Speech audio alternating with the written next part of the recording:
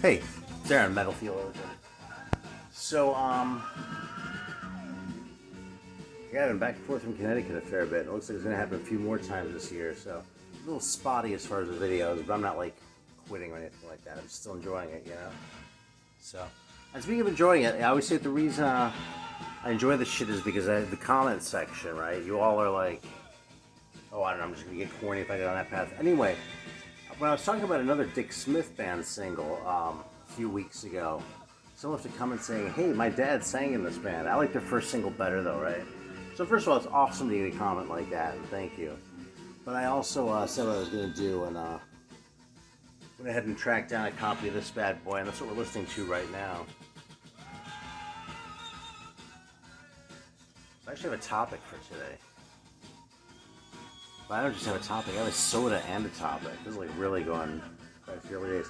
So a long time ago, I did this drink called Iron Brew, which is like this Scottish thing. And it's supposed to be like an energy drink. It doesn't have all the weird shit that's in modern energy drinks, though, so I don't know. Anyway, I tried it once on the show, and someone who actually like knew it, like who really, wasn't too far from where they make it, said you gotta have it out of the cans. Like the bottles are kind of bullshit. That's just for export. The cans are really where it's really at.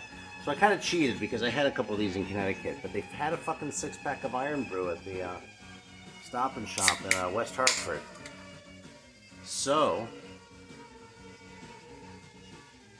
we're gonna enjoy it together. This is still a weird drink that I haven't completely gotten my head around.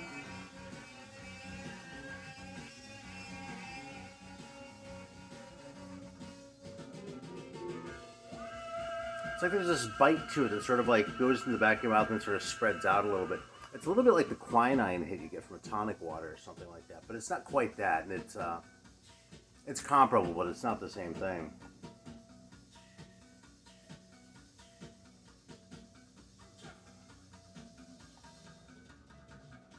Yeah, I don't know, I can read the ingredients, but I don't really know what that would be proving. This is definitely better than the shit out of the bottle, is the bottom line. It's still a weird taste, and like I said, I don't feel like I've really figured it out, but I'm kind of fascinated by this drink because, I mean, the ad campaign was brilliant too. Just like look up Iron Brew, it's so funny like that. Look Iron Brew ads or adverts maybe on YouTube, and that's pretty fantastic what you'll find.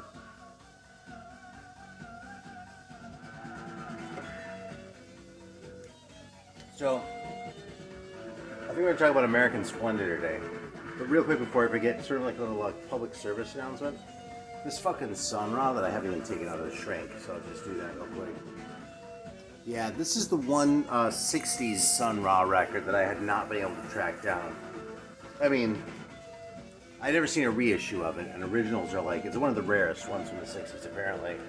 So I've seen people pay $400 for like beat copies. So,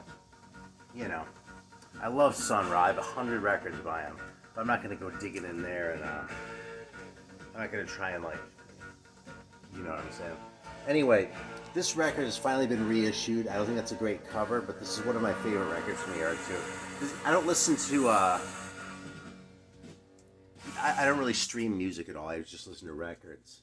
But I kind of made an exception for When Angels Speak of Love by Sun Ra. God, who they'll put this out?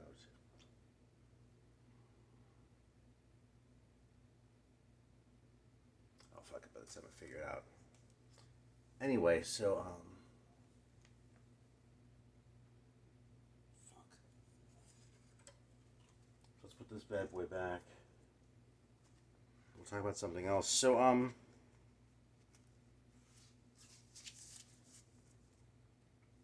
I don't usually speak in terms of like new arrivals and that because I don't know, money, right? But I actually broke down and sort of got something for myself that something I've been looking, kind of wanting since I was in high school, and I don't get to say that very often. So and we're gonna listen to this. Chromie D is gonna be so pissed. We're gonna listen to this and I'll talk about it about American Splendor. So the deal with American Splendor is I discovered it when I was like the very first job I ever had. I was a student page at the public library in Lakewood, Ohio, and I was shelving the books because that was all you did as a student page. I was shelving the books. I came across one that had like Robert Crumb artwork on the cover. but it was all about like the life and times of Harvey Pekar. It was the first anthology that came out. There's at least been one more since then. I think it's just the two. But anyway, that was my first exposure. I checked it out because of the Crumb art, and then ended up sticking around for the Harvey Pekar stories. If you only know about American Splendor and Harvey Pekar from the movies, you actually have a pretty good idea because he's pretty much the same guy. But he was kind of an institution in Cleveland, and he was the sort of guy where, like, if you were hanging around record stores and book sales, record sales, book sales, like library book sales especially, if you're doing that in the Cleveland area, you're probably going to run into him eventually. You know what I'm saying? So here's my, not exactly pristine, but just fine for me, American Splendor #1. Alright, so that's the new one. I just got my hands on this bad boy. So, I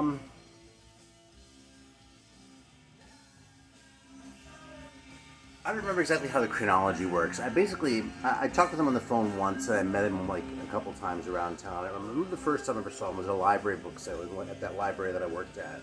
I was like, oh my god. And it's funny because he looked exactly the way he does in his comics, you know what I mean? So, I don't know. I was like, I might have been out of high school at this point, but I might have still been in high school. But I like wrote him a letter and shit. He was all like kind of curious about like learning about comics. And he just like called me on the phone and talked for like an hour and shit. Like I talked with Joyce for a long time too. I was kind of starstruck as a kid because this fucking guy who lived on the other side of town looked me up in the phone book, you know. So anyway, the really good story is that I wanted to get some books from him because I'd found like number 5 on, but I hadn't found any of the first 4. So he was like, okay, well 2 through 4 you can have for cover price, which, you know. And this was in like 1990-ish, it would have been, right around there. So, yeah, anyway. I think he signed these ones too. Yeah, he signed these. Yeah, I see. These are the ones I got from him. He wanted $20 for a copy of #1 though, because he was running low on those. And, you know, I was like a fucking high school kid, so $20 was like a lot of money. Now I, you know, spent more than that on this, but you know, I'm a grown up now, so I can fucking do shit like that, right? It's like it's one of the perks of being a grown up sometimes, right? Yeah. So there's my number 3. I never really collected comics. I only got into this shit. Anyway, so I was gonna buy these comics, and he like had a couple time windows. He was gonna be on the west side for something anyway, because he lived on the east side of Cleveland, out on the west side. And he had like a specific time he was gonna be in Lakewood anyway. But I was doing something else. So by this point, I was working in the record store, the record exchange at Detroit in Lakewood, 1990-ish. I was working with a dude named Frank, who was in some local bands and shit. Last I heard, he was like teaching shit at Cleveland State now, which totally tracks. But I don't have permission to use his last name, so I won't do it. But Frank was in bands around Cleveland. People might know who I'm talking about. Anyway, so Harvey Pekar was like, I can just drop him by the record store or something. I was like, well, okay, I'm not going to be there, but do this. Ask for Frank. And I didn't tell Frank that this was going to happen, right? So he's like working, and Harvey Pekar walks in. It's like, hey, is Frank in today? Can I talk with Frank? So I thought that was a funny thing to do. So I got the books.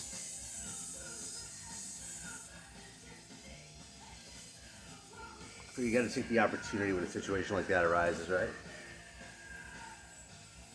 I think this record is fantastic. But this is some real...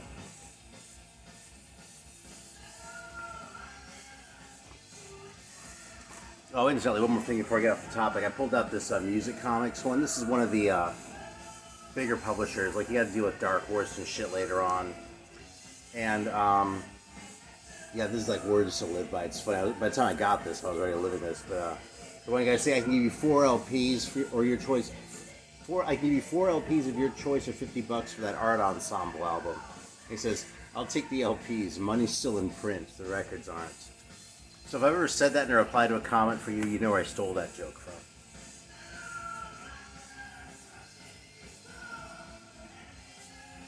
Alright, so this is like a real sort of metal theologian-ish record because it kind of sucks a little bit. Like if you're looking for shit to like not like in a record, just you know.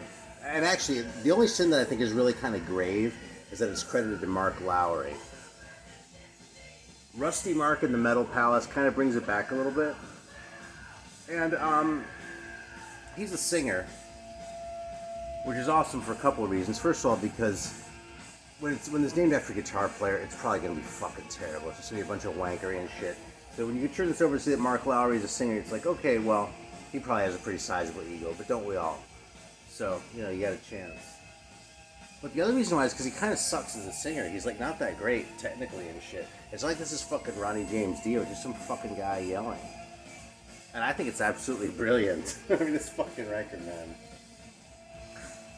I don't know if this has been shown in the community before, but that's kind of a weird one. Because it's one of those, it's not easy to find, but like, I don't think that many people care about it either.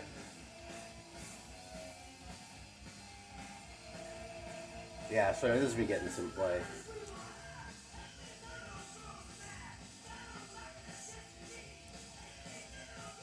What else do you want to talk about here? I just had to give these guys a chance. I heard these guys talked about as sort of like an influential band in their time, Post-Mortem. I guess they have an LP that's a little earlier than this. But this one was like half the price of the other one. I was like, well, I kind of want to dip my toe in those waters a little bit. Because I never paid a lot of attention to these guys back in the day because it always seemed like they were more of a punk band to me. And, you know, I think I can be forgiven for thinking that. This really is a metal record, but it has some punk moves. And it actually kind of ends up, like if you see like punk metal, because the first thing we're going to think is like crossover, right? This is not a crossover record. And the next thing I'm going to think is like, probably a shitty singer, you know, like basically punk shit with like a little extra distortion on the pedal and shit like that, or however that shit works. You know what I mean? It's gonna kind of not be all that great. Well, this was really kind of good. It's kind of, because I feel like there are a couple different ways you can listen to this record. You can listen to it maybe as they intended, or you can listen to it as a fucking boneheaded knuckle dragger of a metal record. And if you look at it from that standpoint, it totally fucking wins, man. It's a good record.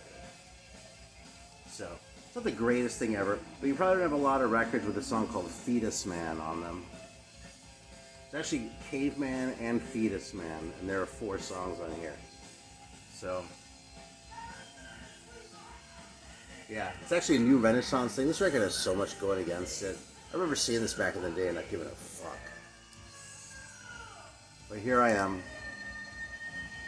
So the Post-Mortem is not like the be-all end-all, but they're pretty good. It's a pretty easy band to enjoy.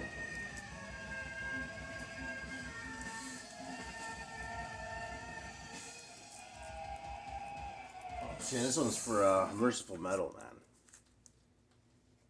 I'll probably get blocked there in Argentina if I play this, because it's going to be kind of strict down there and shit.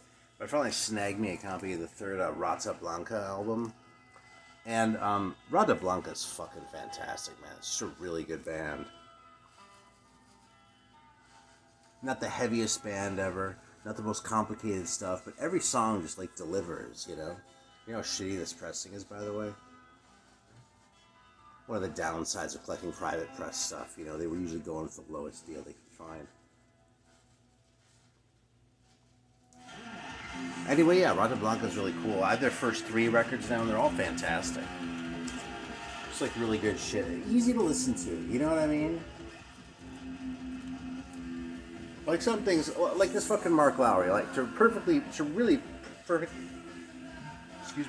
take this in like perfectly, you have to be in a certain sort of headspace. And Rata Blanca's like the sort of band where no matter where you are in your head, you can put it on and listen to it, and it'll hit the spot, you know?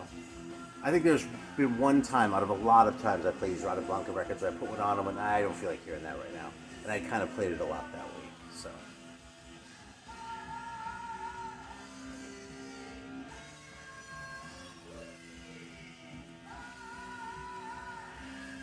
Listen to that guy.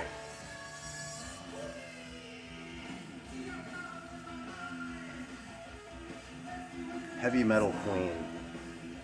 That's what I thought it was called.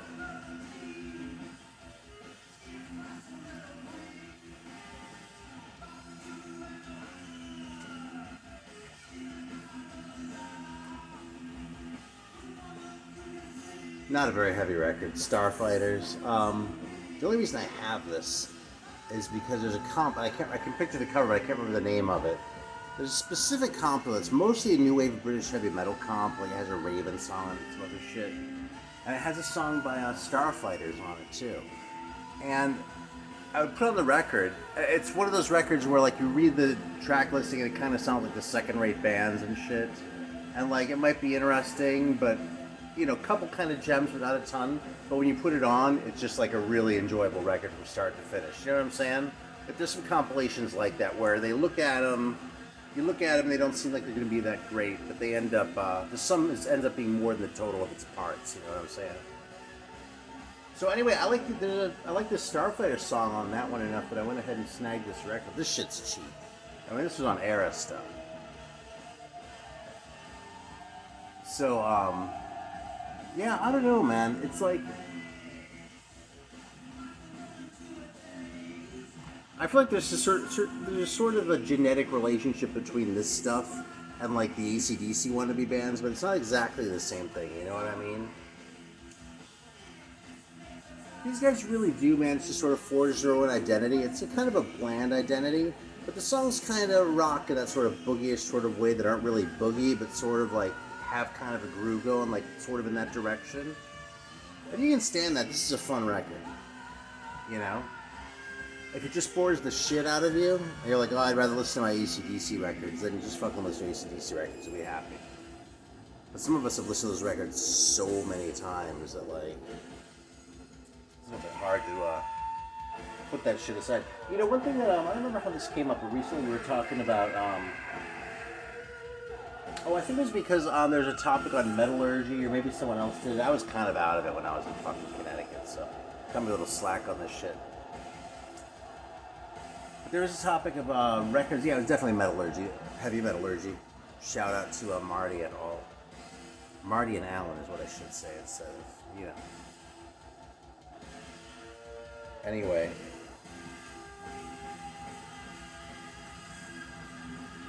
Well, now I just completely lost my fucking train of thought.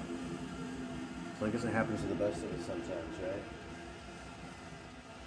No, the topic was records that I really love that I don't reach for very often. And like AC/DC and Black Sabbath are kind of that for me. Well, it's funny because when we were driving back, I ended up listening to the first 3 Sabbath albums. I've spent all this time thinking about it now, you know, so like, oh, I want to hear them again. But, yeah, there are a lot of things like that. I still reach for Iron Maiden pretty often. I reach for Metallica kind of often, you know. I reach for Deep Purple a lot. AC/DC, which is another old one, I almost never reach for those records. But I thought it was an interesting topic, you know. Like, because we're talking not just about records that I love, but records that I would say, you have no business buying this other record until you have this one. You know what I mean? Like, this is the gold standard, you know. Silver looks nice, but first things first.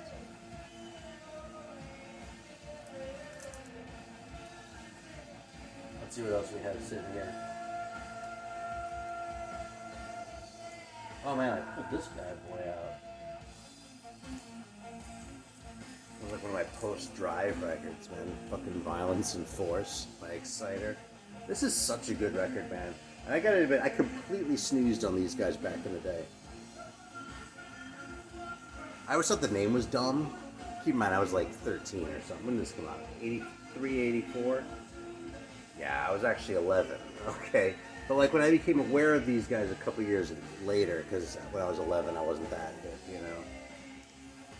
But I always thought they were like German or something, because the name just seemed like native English speakers wouldn't call themselves that, you know. Of course, I didn't know the Priest song at that time either, because I was a little fucking kid, so there you go. Although I came to Judas Priest kind of late. I didn't really get into Judas Priest until I was about 30. I don't know if there are a lot of people that can say that.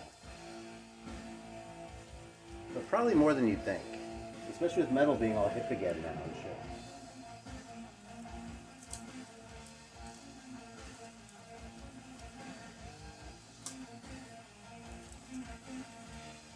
One thing you may notice is that like when I pull a record, I'll pull a couple of adjacent ones. I've been doing that a lot. Like, oh, that one looks cool too, and so does that one. So like, Exciter and Europe might not have been quite next to each other, but they're filed kind of close together. So yeah, this is a record I reach for a lot actually. it's like right in front of your face. Like everybody knows in theory that there must exist like other shit by Europe before they had that fucking big hit, right? And this is it. It's like way beyond what you'd expect. Fantastic record. I feel like I talk about it every other video. It has like a really sort of simple, like gallop to it. You know what I mean? Sort of, it has that sort of majestic feeling, but with a real sort of minimal kind of production to it. Like it's not a really thick production. It's more like a Nuabum production level or something like that. But in a way that sort of makes it more urgent. You know what I mean? It's really a great record.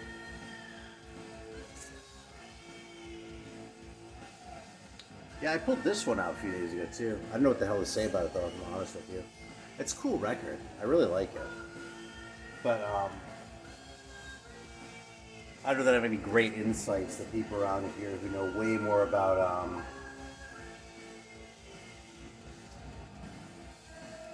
I'm serious. There are people around here who know way more about death metal than I do. So those are probably the people you should be listening to.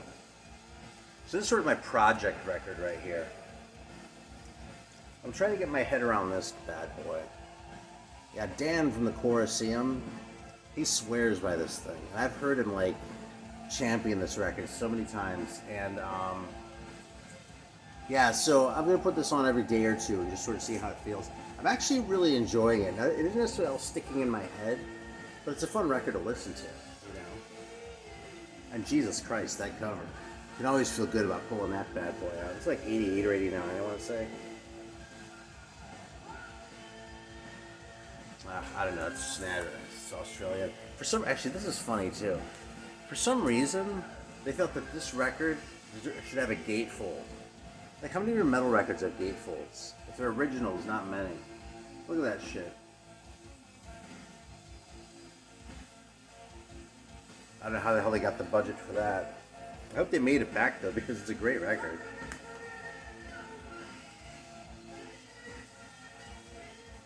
Like, if we can still appreciate this shit, what, 35 years after the fact, then it's probably worth it. Alright, well, there are a bunch of records here, but a lot of these I'm kind of still digesting, because I just kind of, you know, got back into town and shit. So, a little scattered. Not very focused. But a little Harvey Pekar story anyway. Thanks for watching. That's all I've got. See you next time.